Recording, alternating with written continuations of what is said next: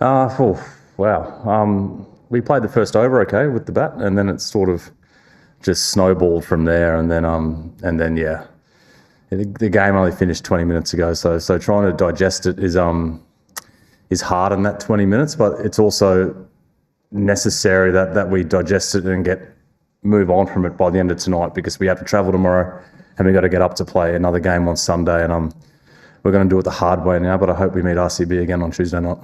Yeah, I think the wicket provided a fair bit of help early on for him.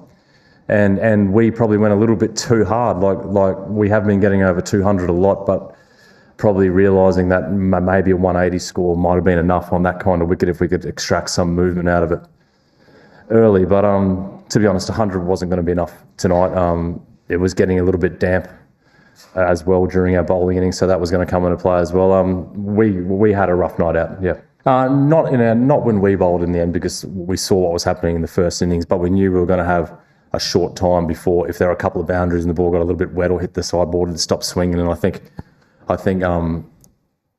Kyle's second over was obviously very good, and then his third over, which was the sixth over of the innings, the ball was no longer swinging, and then it was sliding on and on. So we needed more than 100 on that pitch. I think the game against KKR, there was always a little bit of stoppiness in the wicket. The pitch was always doing just a little bit, but for this one, it wasn't that bad. I'm not involved in those conversations, but I'm sure there were plenty of conversations had about what happened. To be honest, we didn't have a great night with the bat, but we have a 2-day turnaround now to play another final, to earn the right. We've worked for 2 and a bit months to earn the right to have a second chance, and we're going to cash that second chance in, hopefully. Bit of both. Josh, I made the comment that if I saw Boovy's first over, I would have given Josh the second over, and seeing the ball just nipping around a little bit. But they're two world-class bowlers in those kind of conditions, and while our batsmen were a little bit reckless, they have counter-attacked the whole year, and it's worked the majority of the time. It didn't work tonight.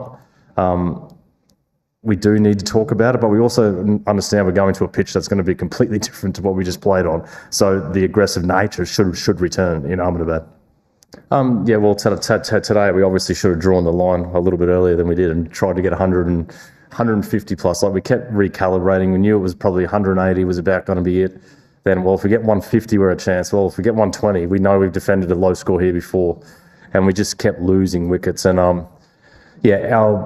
the worst thing our batsmen can do now is blink and start jumping at shadows and second guessing themselves. Like we have to go to Ahmedabad. We know it's going to be, well, historically it's a very good pitch, and we know we're going to have to go quite hard and score quite quickly. So it's not back to the drawing board by any means. And like I think I made the comment before, we've worked 2.5 months to get into a position where we get a second opportunity, and we're going to have to use that second opportunity now.